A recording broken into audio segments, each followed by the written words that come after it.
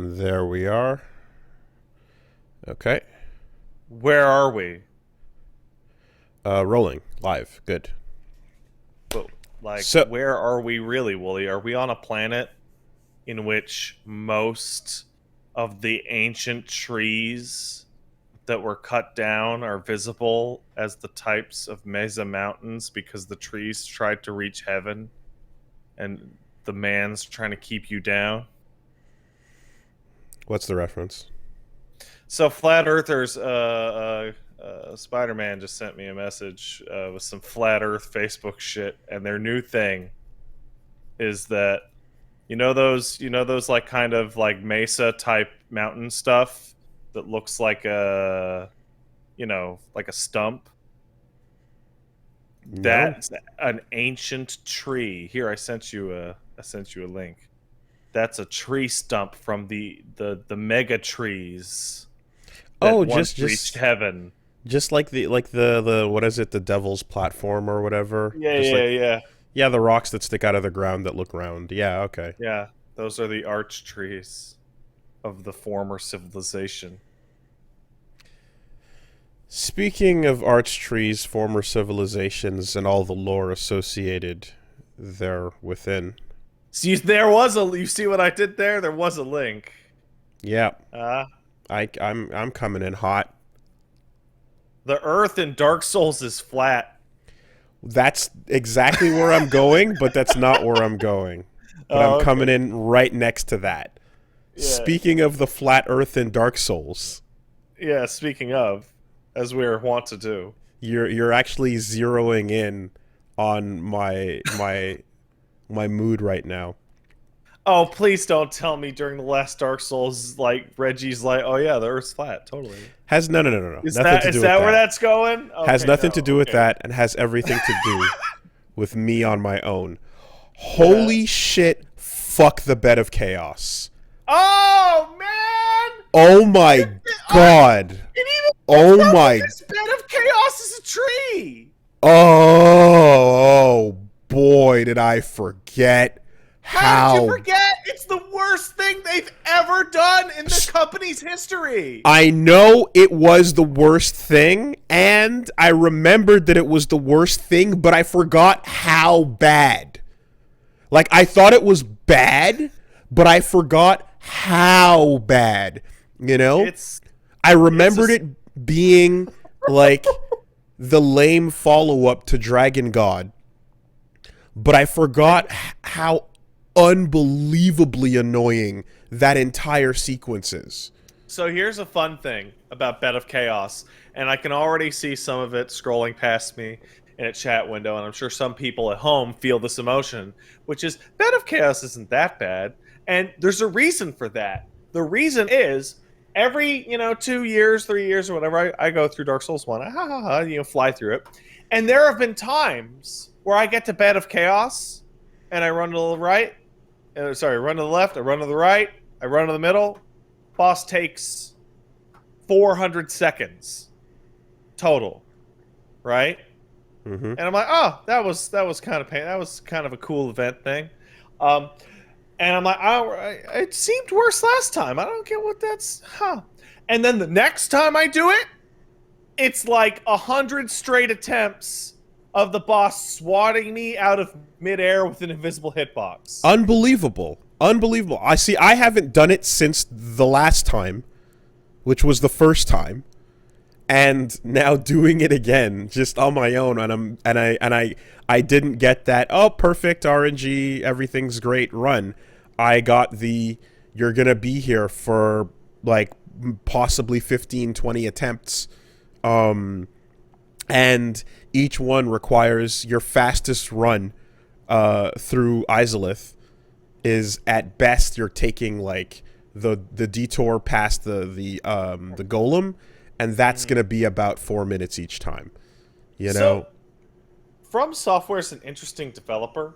There's people that have been digging through their cut content for years, right? And there's development stories and stuff like that about like what happened to Dark Souls 2. And it's like these guys like push it to the absolute last possible second in terms of development.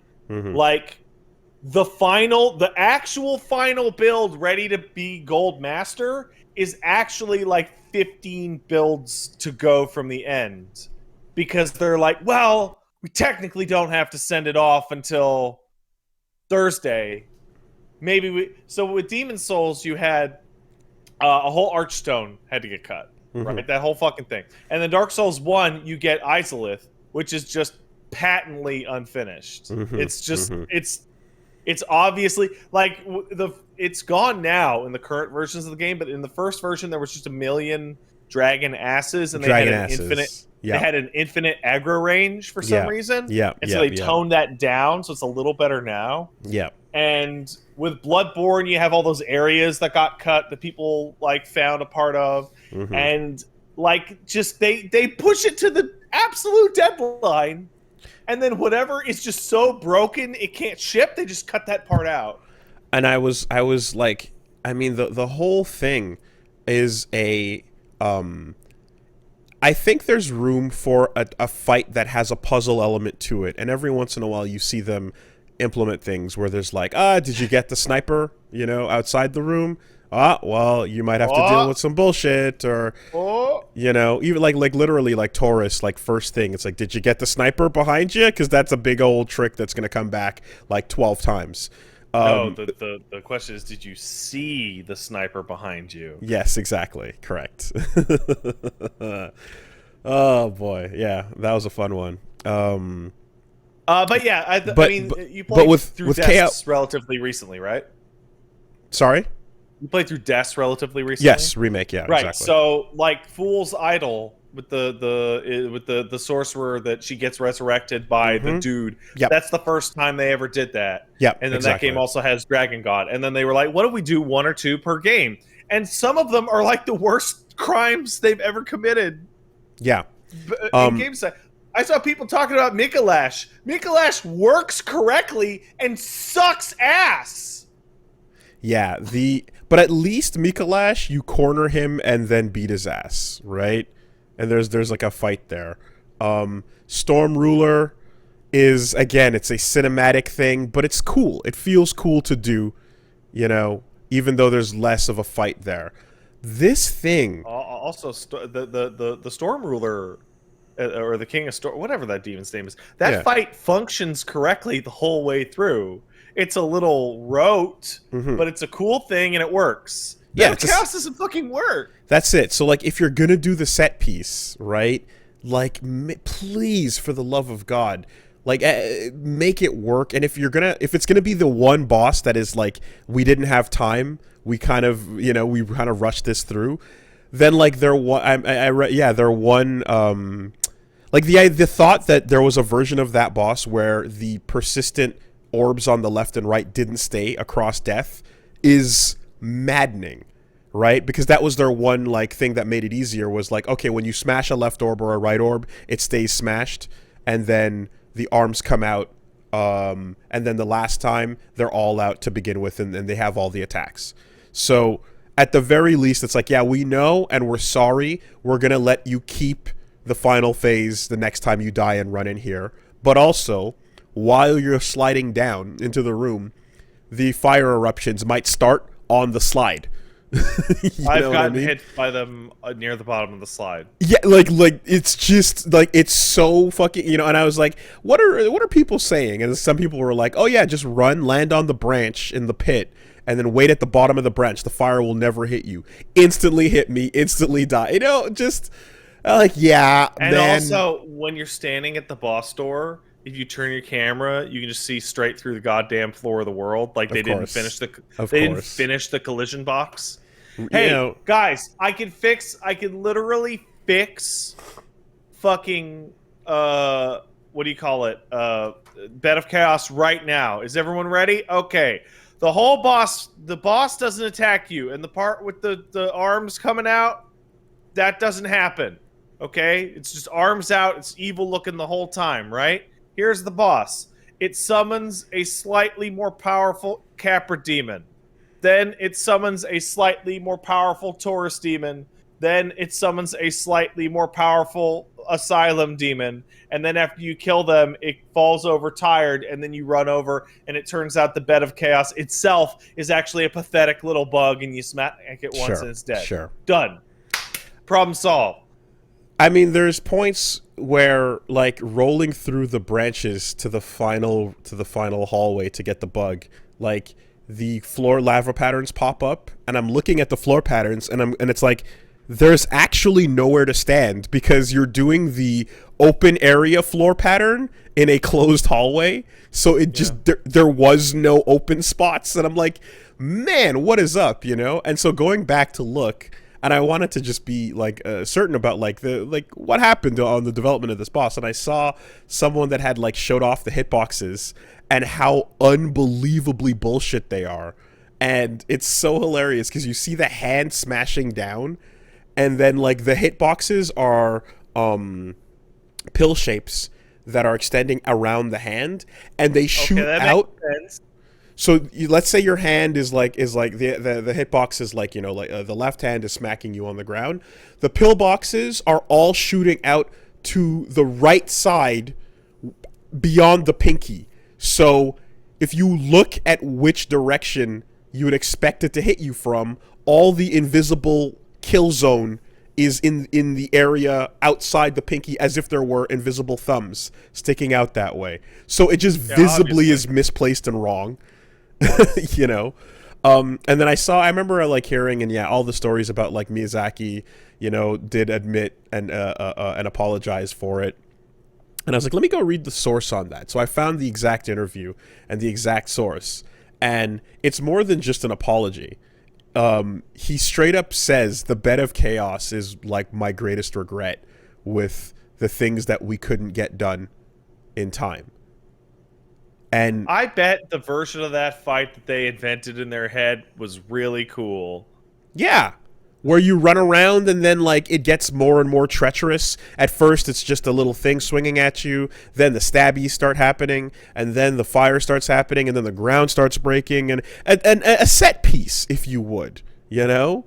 But it just, you know, and then also we want to make it so that, like, yeah, you probably can't really tank the hits unless you're, you know, like crushing it in your NG run with like defense or whatever, or you can't tank the hits, not even because of the math on it, but because the way the boss's arms swing, it's never clear what direction you're supposed to block, and the hitbox on it kind of wraps on the swing, so it can hit you on your side even if you're pointing straight at it. Also, my first attempt at it this time around was like I got slammed and survived, so then I drank, and then the timing of the drink is enough time for the slam to come down a second time, so that I drank again, and then it did a third one, and I was like, oh, okay, all right, I think I see the yes.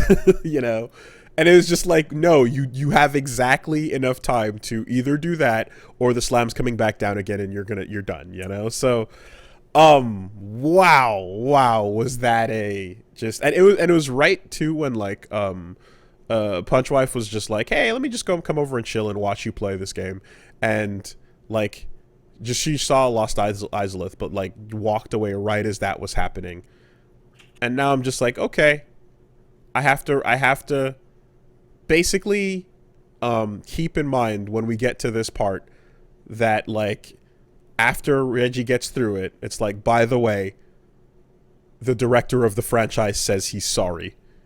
Yeah, there's that one, and then the other one that, though this is a bit of a joking apology, almost Lucas-esque of I may have gone too far in a few places, was the Archers.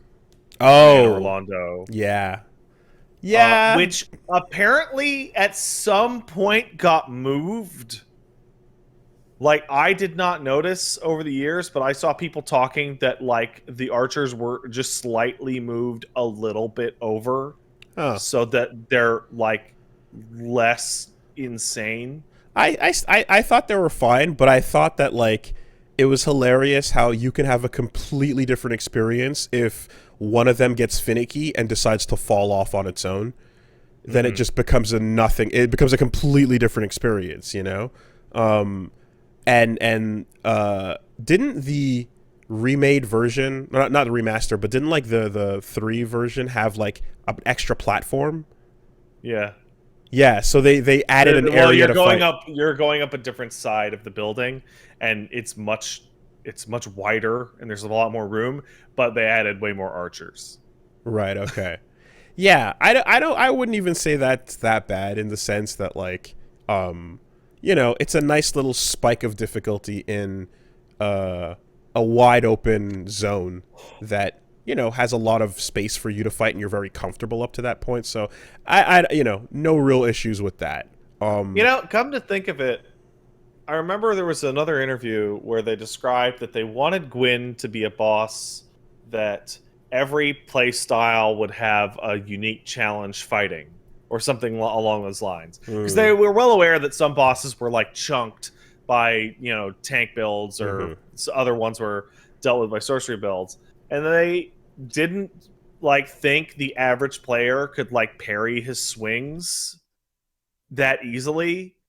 And turns out, yeah, no, they're a joke. And so the boss is like a fucking cakewalk. Like, if you're willing to sit there for an hour, you just learn to parry every single swing Gwyn does. And for Dark Souls 3, they did that boss again, straight up, but they made it change phases constantly so that it was always going to be a different experience for whatever build you had. And I went, oh, that's cool how they were like, we're not happy with how that worked out. We're literally just going to do it again, but good this time. And when you were talking about Bed of Chaos and how shit it is and the apology and their big regret, and you start talking about how the place is falling apart, I saw somebody say, oh, like the Curse Rod of Greatwood. And I'm like, wait a second. The Curse Rod of Greatwood is a monster that you fight in a big, wide open arena that you have to hit its weak points that are to the sides of its body. And then the floor falls apart. And then it breaks open out of its tree with the big arms to grab you. That is totally a do-over. Yeah. On Bed of Chaos. And you like, but when you drop through the floor, it's a solid ground at the very least. It's even a tree. Yeah, it is. Yeah. No, the fact that, again, going from like it's funny because Dragon God, when Reggie got there, and it was just like, ugh, yeah, this thing it doesn't go the way they think it's going to go. You're not assuming that line of sight is a mechanic suddenly. You know what I mean? There's just so many things. Only enemy in the game that works like that. There's just so many things that you just would not assume at all. And then this time around, it's another one of these cases of, even if you could, I guess you can call in reinforcements and have them do the left and the right, and then you run up the middle. But yeah, it's funny to see the game's or the franchise's biggest failings in these revisits while appreciating everything. There's something very interesting. So you're on your personal replay, you're at least 90% through if you're talking about I'm about to wrap it up, yeah. And there's something wild about Dark Souls 1, and I think part of the reason why it's so beloved is that a huge proportion of people never got to the part where the game starts to get way worse. Like, once you beat O and S, every area after that is way worse than the first, 2/3 of the game. Lost Izalith and the Grave of Giants and the fucking, the invisible Crystal Cave. Well, I was going to say Dukes is fine, but Crystal Cave is where you go, all right, guys. Yeah, Duke's Archives is fine. Dukes is fine. Caves is Caves just this is what we're down to. Yeah. That last third of the game is kind of awful compared to everything that happens before it. And I'm wondering, is one of the reasons why it's so beloved is that people didn't beat ONS? And are just like, man, what an incredible game. I'll go beat it one day.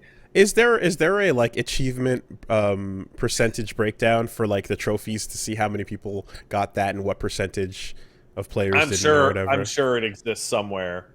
Hmm. But we live in a world in which, like, when I'm playing a game like 2 or 3 days after release and there's an achievement that you get by default in the tutorial, it'll say like 70% of players have gotten this. Mm-hmm. And I'm like, what? How?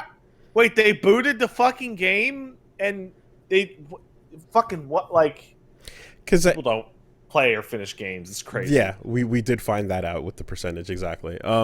I feel as if, you know, every wall that people would have hit on their first time around, where it's like, okay, did you get to Capra and then go fuck this? All right, sure, you know, like it's annoying, but you can push past, and like you have that for ONS, and you have that for whatchamacallit, Kellogg, and you know, Yeah. you can have these like annoying, but ultimately you can do this. If someone decided to quit on Bed of Chaos on their first run through, I can't even blame them. I can't even be that mad. No, I would not. I can't. I would not begrudge them. I would be like, yeah. And this is the first time, this is the only time I can say like I feel that in this franchise, in all of the games. Hey, we got a like, statistic. Only 30% of players have beaten ONS on Steam. Whoa. Okay. All right. There you go. And this is original or remastered? Don't know. Remastered, I assume. But yeah, that is exactly it. That's the one where I'm like, I can't even blame you. You know. Anyway, going back through that is a lot of fun, and it's interesting seeing things that like stuff I didn't really pay attention to the first time around, and realizing like, okay, so I had like a faith build. And if I'm not mistaken, like Great Magic Barrier, that like Havel fuck magic shit, yeah, like it's super effective in this compared to stuff in the future, right? Magic is wild in Dark Souls because after Dark Souls 1, it's weaker in every single game they put out. And it actually took until Dark Souls 3 till people were like, oh, the magic's kind of weak in this. I should just use a sword, I guess. Dark Souls 1 magic is completely busted. Yeah. Like seeing little things like that, or even like doing some like number crunching on stuff and being like, I was so focused on like the scaling of weapons.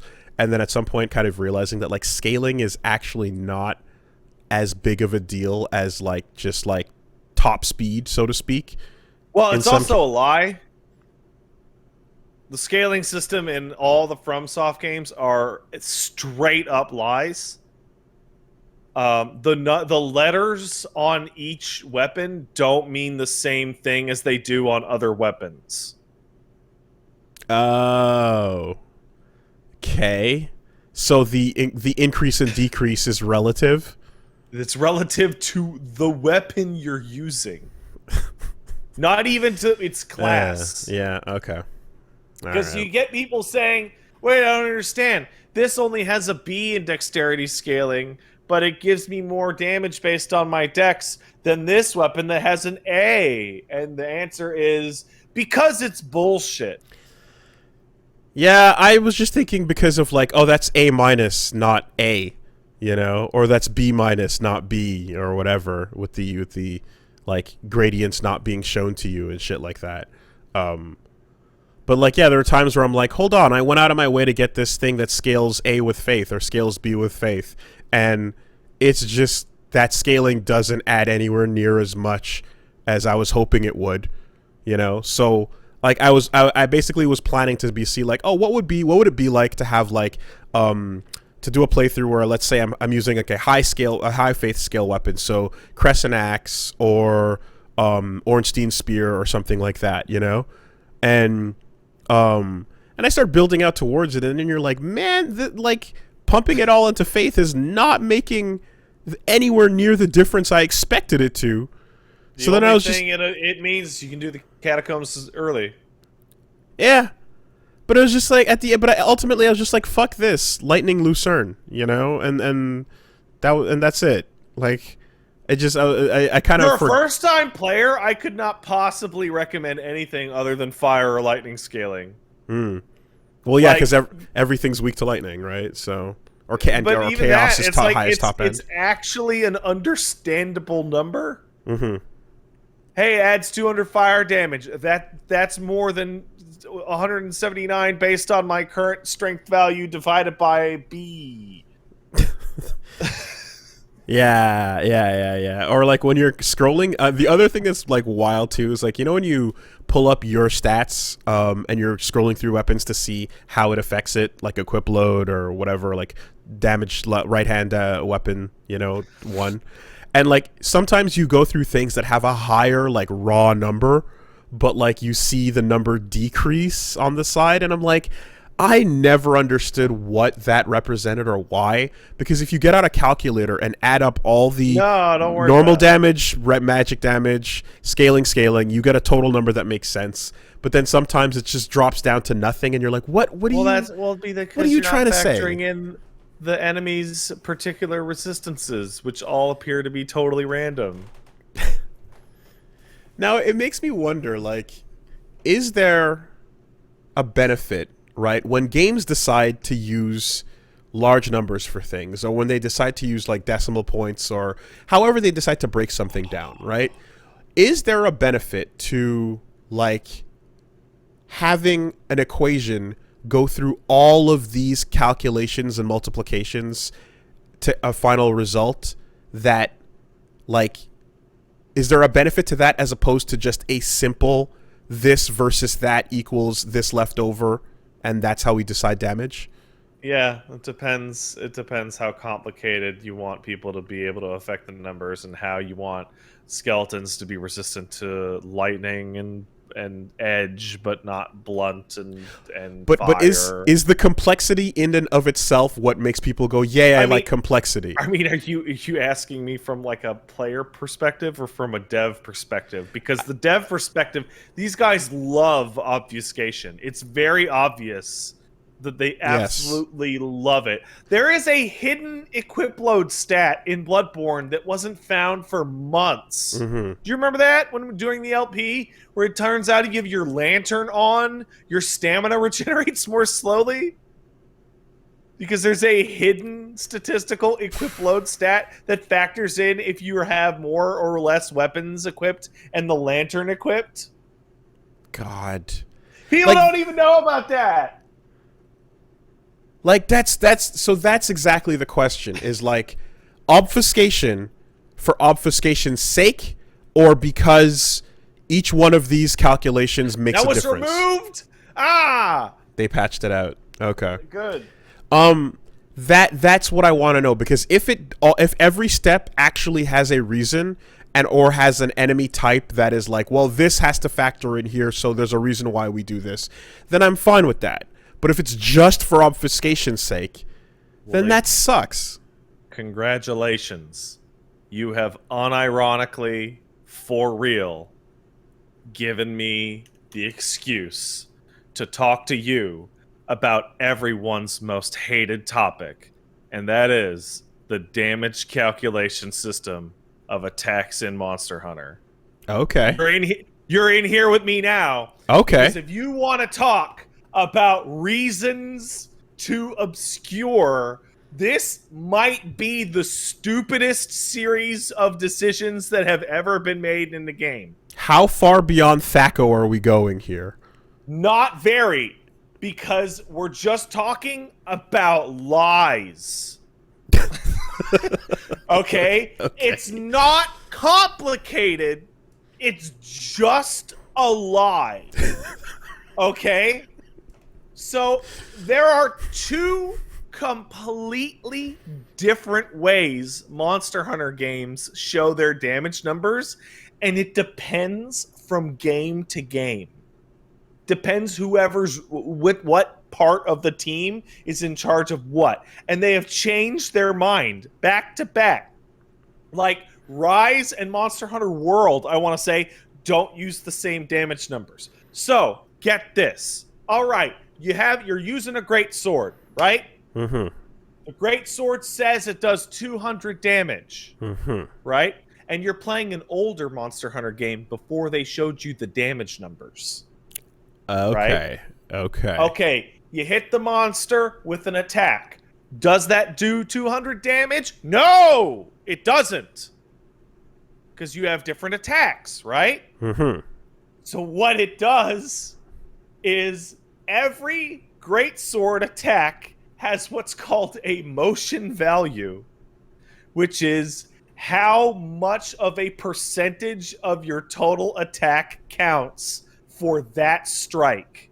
So greatsword's a good example. The regular swing, let's say it's 30%. So it'd be 200 times 30 is equal to 60. That's the attack damage. Say you charge it up to the maximum, though, right? You know, the 3-level charge. Yep. That's a 70% motion value. So it'd be 70.7 times 200 is equal to 140, right? Correct. Okay.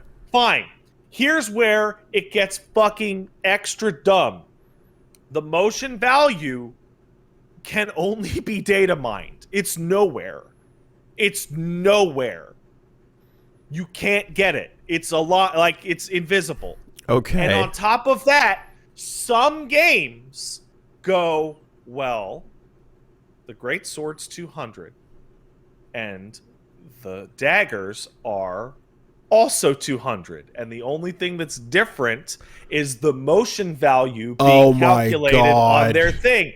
So then you get the situation where, wait, if my greatsword does 200 damage and the daggers do 200 damage, then how come I have to hit the monster 5 more times with the daggers than with the greatsword? So they go, okay, those numbers are the same because those weapons are the same relative strength. They're like the same tier of weapon. And so in the next game, they do, well, the greatsword is 1,000 and the daggers are 200. Except now there's a second fake number, which is their true damage, which is their damage in the old system, which is the damage the motion value is being calculated against. Is it ever 100%? No! Never! And this is why, man, when Monster Hunter World came out, you saw all these dorks losing their minds over the fact that damage numbers would pop off hits. Because now you can actually understand what's happening. All of this nonsense just boils down to, okay, well, if you have this, you built this, you can hit see the it. monster with this. Oh, it did 1,200 on a sleeping base of goose. Right? And they have flipped back and forth and back and forth over and over and over. There's the games with the true values where all the weapons of the same type are the same damage. And then there's the games with the bloat values in which weapons of the same grade will all have different values that you then have to get. And it's a fucking mess. And I can't understand why they don't just tell you the fucking...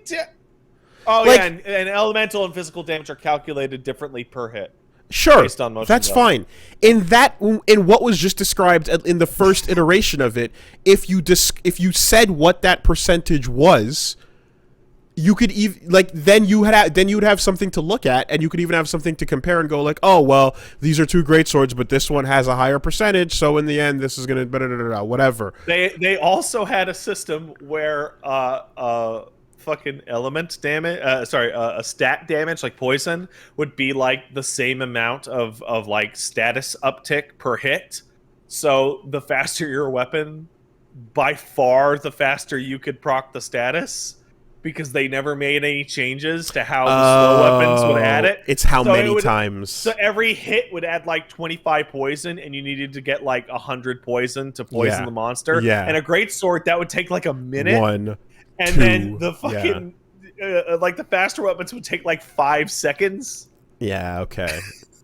And you'd be like, but the poison number on both weapons is the same. Same, yeah. Oh man. And that's fine because they are the same, but the damage numbers on the others aren't the same.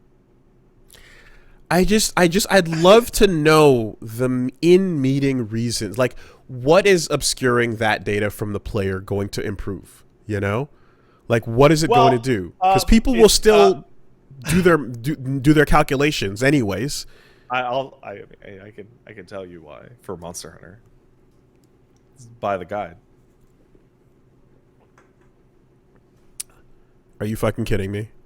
Yeah, there's a you go to buy Monster Hunter, and then right next to Monster Hunter in the Yodobashi camera is a fucking encyclopedia-sized guide that contains all the monster drop rates, break rates, capture rewards, elemental damages, etc. And that info is not in the game, and it is No. deliberately obscured so that it can be in the And then guide. when that guide comes out, a guy grabs a hold of it and translates all of it and puts it into kiraniko.com. Right? Man. And then Monster Hunter actually attempts to be sold in the West with Monster Hunter World, and Monster Hunter World is the first game that includes data on break rates, drop rates, capture rates, etc. in the game, in addition to damage numbers, because they know they're not going to be able to sell those guides to Western players, and then Western players are going to get frustrated and pissed off that they can't understand anything in the game. It's a racket. It's literally a racket. Jesus fucking Christ, man. Because, like, you know, to go back to the shit I had to obviously for Woolie to take it back to fighting games here. What if the move list was a separate purchase for $10? Well, I mean, not even that, or the frame data for that matter. What's up? Is no frame data DLC in Tekken? Yeah, exactly. That's what I was making Well, there you reference go. to. That's the That's joke. the exact same fucking thing. That's what I was exactly making reference to. But in terms of damage calculation, right? This attack. Okay, so you get hit with this attack. It's whatever. It's a standing fierce, and it's gonna do 200 damage. And Sure. now you go this. That's what this does, and it's gonna do that every time. Okay, great. Now, what do we factor in after this? Well, you're doing it at the end of a combo, so actually there's a scaling that kicks in after each hit that reduces that number, right? Yeah. And the character you're hitting has a vagina, so you're going to have to run a 10% damage boost on that as well. not quite. But so each hit after, like, say whatever the game might say, like after the third hit will start to scale down 90%, 80%, 70%, and then it'll stop at 50 so that whatever you're doing, you can't infinite somebody into oblivion, right? That'll be their protection system. Yeah. Okay, but also Q taunted before that, so then he has a higher reduction on the incoming number as well. But these are three separate elements of the game that then factor into each other and create an end result where you go, all right, I know why those three things happened, you know? It's confusing and it's obtuse, but and then you also know that, like, supers always scale to a maximum of 50% damage, so that they don't do less than that if you do it at the end of a long combo. So that's how you finish off something really long and fancy. So like, these are all systems that are, like, they're not obtuse for the sake of obtuseness. They're obtuse because there's, like, three factors going into the final number, but you can see what they are. You know what the three things are. Exactly. That's what I want to find out about the Dark Souls scaling here, or what the fucking Monster Hunter. Like, Well, just give me the reasons, and I won't feel bad about the three calculations that have to happen. the reasons is because these systems were slapped together. Right. Guilty Gear. It's why each game gets, like, less obtuse, but is still obtuse. Yeah, even the Guilty Gear Guts system, which is, like, different characters have different damage reduction as they get closer to death, where it's like, what's the point of this? Why this complicated thing where damage looks so weird at first? It looks insane at first and then nothing later. because the guy who made it did it that way and looked at it and said, "This is good." Well, so actually, it's because it makes the tension feel high. Because if you see big damage at first and you're like, oh shit, oh my god, oh wow, what a big combo in the beginning of the round, but towards the end, it feels like the fight is a lot closer than it really is. You know, so it's just like, oh, it's an illusion to make the feeling different. It's an illusion of a closer fight. You know, like okay. That's dumb, but fine. You know? I think a life bar should be a life bar. I can't wait to find out what kind of numerical, like, crime Elden Ring commits during its stat screen, where people find out, hey, that's you're playing Dark Souls 1 right now. The resistance stat in your character sheet doesn't do anything. Yeah. And it's a place for you to put to dump your souls, and you get nothing for it. It doesn't do anything. Yeah. Yeah. I mean that just anyway, like that's one of these things that like I'm hoping, you know, like you press you look at your stat screen and then you press select and you can like highlight and get a little text thing that's like a help button, right? I think Elden might need, like, every time you select something, you might need a little video where Miyazaki's sitting there just going, hi, you've selected endurance. Let's talk about the endurance stat. I don't and it's know, 5 minutes each time.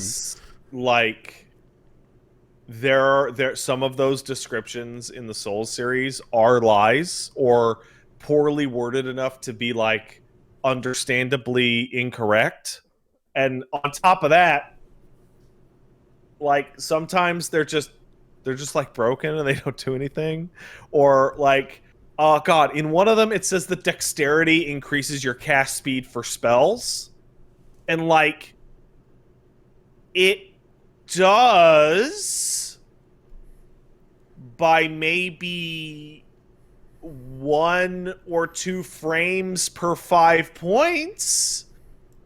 it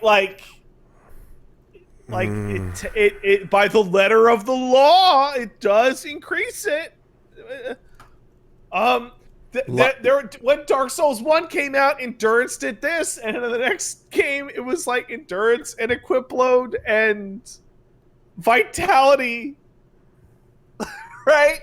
But then Vitality is what you would think is called for health, and I think it's called health in one of them. It's like you're doing it on purpose. Like creating a system where just lying to the player is okay.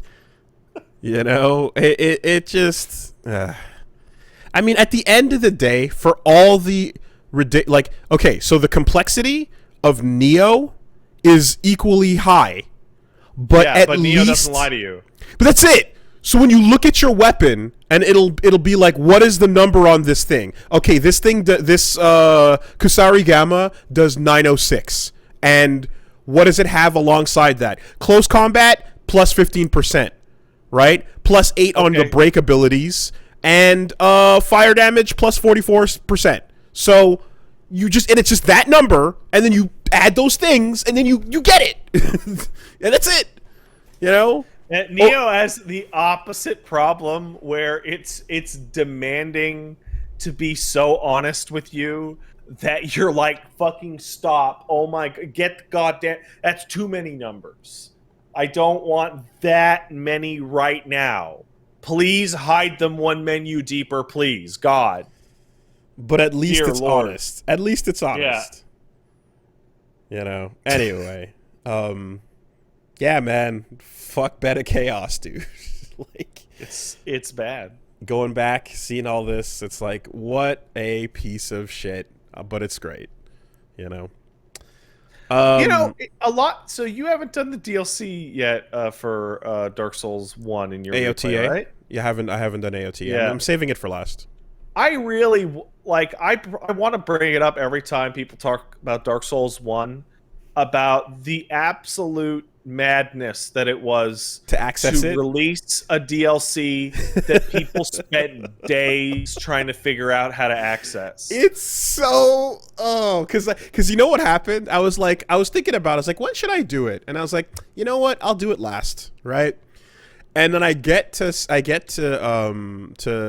the Dukes, and I kill the thing, the golem, Right. and So he you doesn't get the drop. pendant. No, he didn't drop anything. What?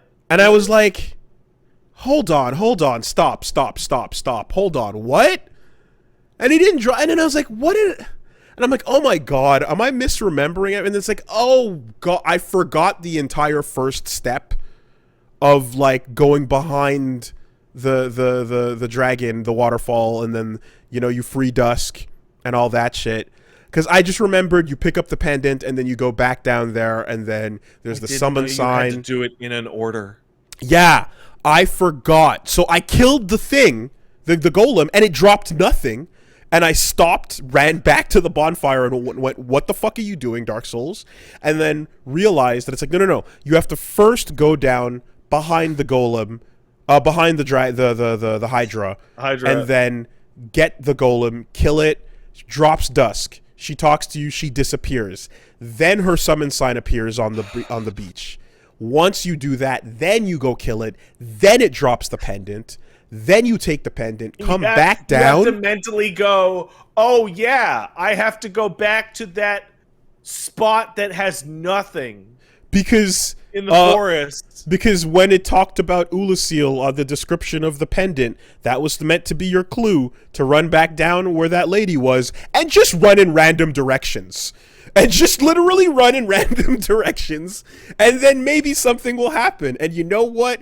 Eventually you walk in the randomest direction, and then a portal opens up and pulls you in.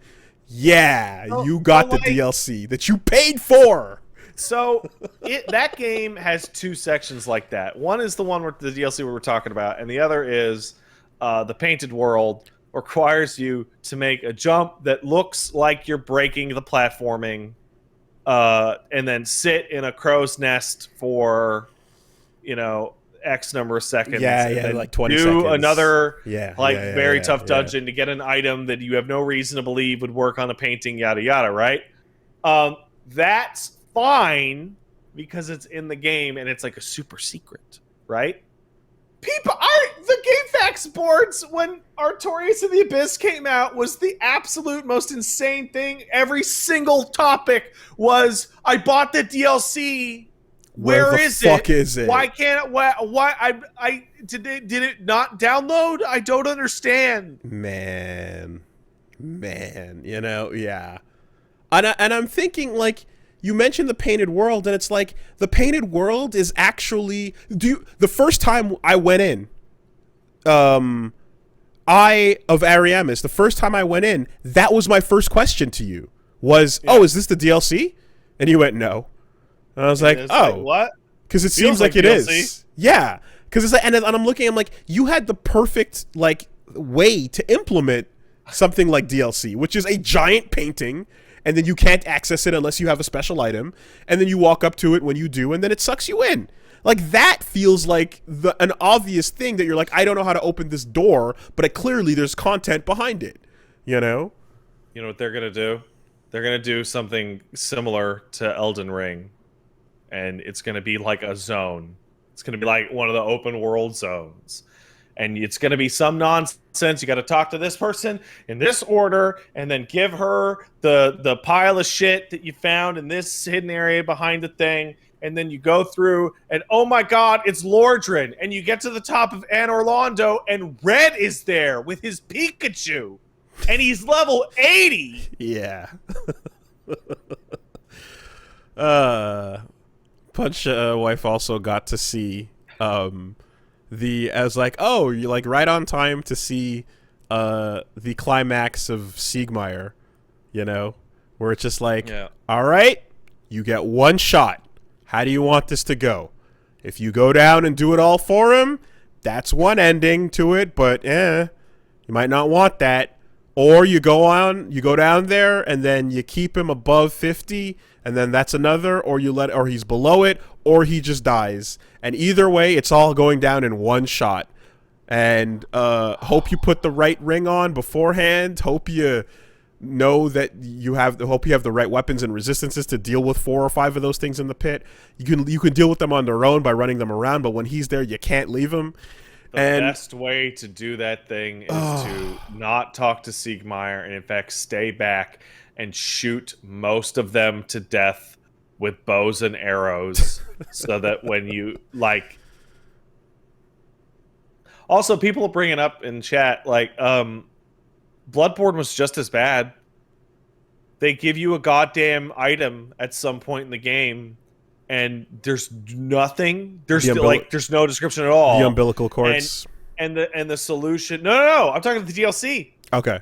They just give you a goddamn item in the Hunter's Dream, and it's like some weirdly vague shit. And the answer is go to this spot that has nothing, and an invisible hand that would have killed you if you didn't have the DLC will just teleport you to the DLC area. So, I feel as if there's one, like, escape that FromSoft can rely on every time for these types of decisions, and that is the fact that the internet exists. That's true. And the development can rely on the fact that we're having this conversation right now, you know? And it's bullshit because games shouldn't be developed with, like, the idea of that discussion in mind or the reliance of it. But it is a thing where they're like, people will not know, and they will go on the internet and they will ask, and other people will tell them. Therefore, it's fine. The interviews that I remember reading about them talking about that was that's why the messaging system is in the game in Demon's Souls, because they wanted players to talk to each other, but they also wanted the messaging system to be vague enough that you couldn't just tell people exactly what to do. And, like, it feels like the internet is, like, not... Like, talking with your friends is intended. Looking up the wiki, maybe not. And it makes me, like, I'm going to be streaming Elden Ring when it comes out, and I fear for hey, did you not ride all the way across the map the instant you started to the game to get to the upper left corner to get this item that actually is a sprout of the elder tree that dies in 6 games hour on new game start, so that you could plant it with the kokiris to get the giant sword to show, like... Yep. There was a time limit, and it's over now. You fucked up. It's gone. Yeah. Dude, fucking, like, and this is pure absent-mindedness, but it's like, you kill Lautrec, you get the Firekeeper soul back, and then you run back to the bonfire, and there's a Firekeeper right there. She's the Anor Londo, the Knightess, you know? And you're just like, oh yeah, I'll upgrade my flask. Fuck! Ugh! You know? Like, and then like, and they're all like an listed. hour later, the black soul starts going, oh, you could do it, or whatever the fuck, and... No. I got the order events. Other way around. Yeah. No. Like, yeah, when you kill him, you go in, you kill him, you get the Firekeeper soul, and it doesn't say Anastasia's soul. All the Firekeeper souls are just generic Firekeeper soul, and the description will change, but they're all the same fucking name. And you just absent-mindedly go like, oh yeah, cool, I'll pop that in. I'll +5 my Estus. So shit, and now it's gone forever. You've lost Firelink forever. One of the things is, like, I'm telling you now with an absolute air of certainty that Elden Ring is going to drive people absolutely insane with this shit, because we basically still only have that one trailer and, like, the leak trailer. But you know that dude that's got like 1,000,000 arms? So I think I was watching Vati, and he was like looking over the cutscenes, and it's like the boss. It doesn't look like him having the dragon arm or the axe are phases. It looks like that's the boss cutscene start, depending on how you got to him. he will be Dragon Man or Axe Man. Because there's like you described in the footage that you saw that like you could just go in straight through the front of the gate, or you could go around like the back essentially, and that there would be events. So it's going to be like, hey, did you know you could fight just Ornstein in this boss fight if you had gone and pissed in the river? Because Smough drinks from the river and he hates piss, and he would get sick and not show up to the boss fight. And that's how you get the real final boss. I still remember sitting there with you trying to figure out the Lord of Hollows ending for the LP and the absolute absurdity that is involved in that fucking thing. Or just I'm just thinking like some of the stupidness of like, I mean, I know it got patched eventually, but like okay, so if you want to get the Dragon Slayer spear, you gotta kill Smough first and let Ornstein get powered up, and then you get his soul. Right. But if you want to get Smough's hammer, then you gotta let Ornstein die first, and then you get the hammer. But also, if you want to get the ring that improves the stabbing that you do with the spear, you have to let Ornstein die first and kill Smough, and then you get Ornstein's ring alongside Smough's hammer. But now you let him die, so you got the wrong... And then they patched it and went, oops, wrong one. And then you got it the other way around afterwards. But initially you got the stabby ring with the wrong boss dead, you know? Don't worry about it. Yeah, Elden's going to be great. Can't wait for all these. I hope the messaging system, like, does improve, but there are moments where it works, like, perfectly. And... to me, in this experience, I would say the perfect version of it, of the messaging system working, was right outside of Seath's door the first time. Yeah. A couple of messages just going, try ring, you know? And you got to stop and think. And like, now I know, obviously, but you have to stop and think and go like, what do you mean? Resistance? Magic resist? What? And it's like, no, ring of sacrifice. You're about to die for sure. You know? And it's like you can't possibly know that you're about to die for sure. You have to die. But it's putting an idea out there. The absolute height of the messaging system is the Dark Souls 3 Iron Keep. Don't give up, skeleton. Sure. And as dumb as it is with the crystal caves, the messaging being used to show the safe path. Oh, you can do it for yourself. Yeah. You can leave messages for you. The messages showing you the safe path of the first of which is a dev message in game. It's not a user message. Did I not say Dark Souls 2? I think I did. Yeah. I want to see what they improve it to, but like, yeah, there's a level of success that comes with the right scenario and the right combination of words. Anyway, it's been a fun trip down memory lane with this fucking thing, man. Can't wait for the Reggie version. It's wild how big those games have gotten, and they're still jank. Like Sekiro is like, because every game I'm like, maybe they'll tone it down. Sekiro's is unbelievable in its obfuscation. Annoyingly so. Like it's like a problem. But and it's like, oh, it's only going to get worse from here because people figure it out every time. But you know something that Sekiro got rid of that I didn't miss at all is what's that? Walk along this bullshit ledge in a way where the animation has your foot halfway off, and that's intended. Yeah. Right? Walking around to go see Donald on the underneath the bridge type of thing, or walking around the underside of the Drake. Oh man. And you like, can tell they just threw that in there. The game design wants you to stand on an invisible platform.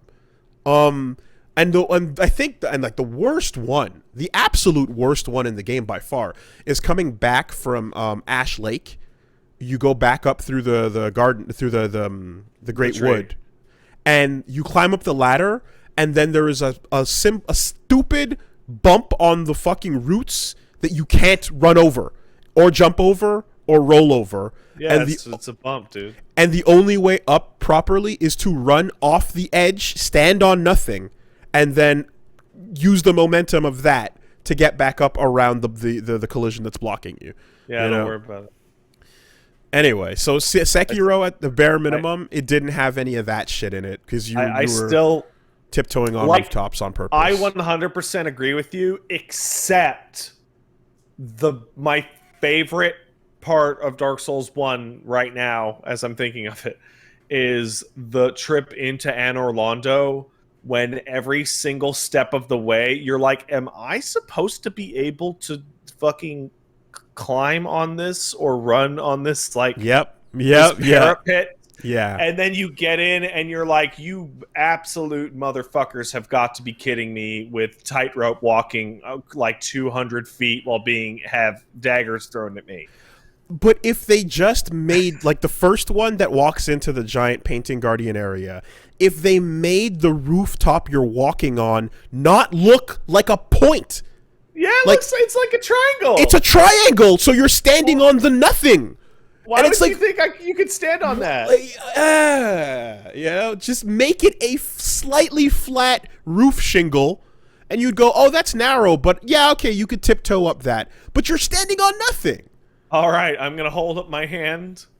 I foresee in Elden Ring an item that exists way out in a pure chasm, and there just happens to be a completely invisible path to get it. Yep. And it is not a straight line. Yep. And there is no positional indicator as to where the fucking thing starts.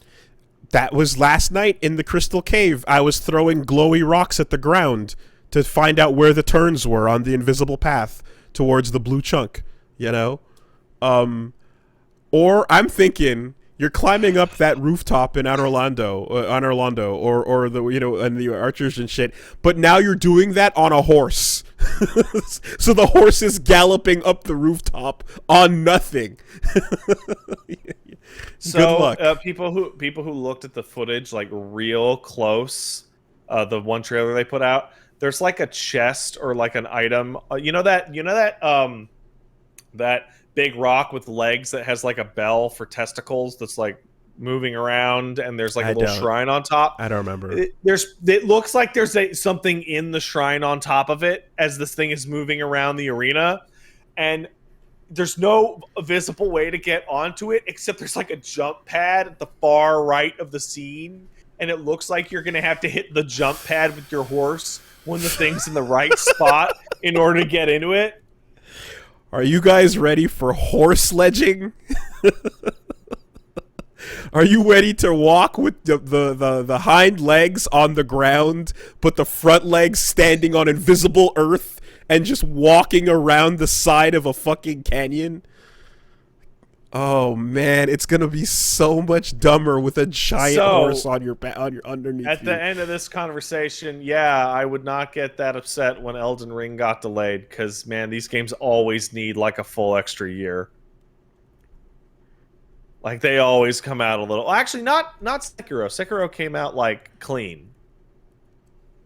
There's no part of Sekiro that I was standing there going, man, this part is fucked up or a lie. Yeah, when they patched it over time, they just added in replays, or bloodstains features that were messages not and bloodstains. bloodstains. But it's like, oh yeah, that's nice. Yeah. Yeah, no, it's coming. It's coming, and it's like everyone's gonna simultaneously be like, it's been 20 years. How have they not fixed this yet? And Elden Ring's gonna be like, LOL. I can't wait to be streaming Elden Ring, and I'm gonna be like beating the final boss, and the ending's kind of like of lackluster, and somebody in the chat's gonna go, I can't believe you never got the Scrimblow bandana. You didn't equip the Bimblow. And I'm like, I didn't know about the Scrimblow bandana. Where do you get that? And they go, oh, you get it from the Fraggles. I'm like, what the fuck is a Fraggle? I was like, oh, it's under the rock. And I'm like, are you lying? I can't even tell. I can't even tell if this is a lie. Did you start talking to Fraggle, or did you kill him right away? Because if you kill him right away, that's how you get it.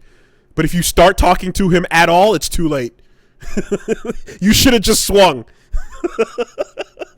But I had somebody else tell me that the only way to get the Baphomet dads was to talk to him and do his side quest. If you start that's how talking, I fought the optional boss. if you start talking and then you swing, it's too late. The only way is to swing immediately, right away.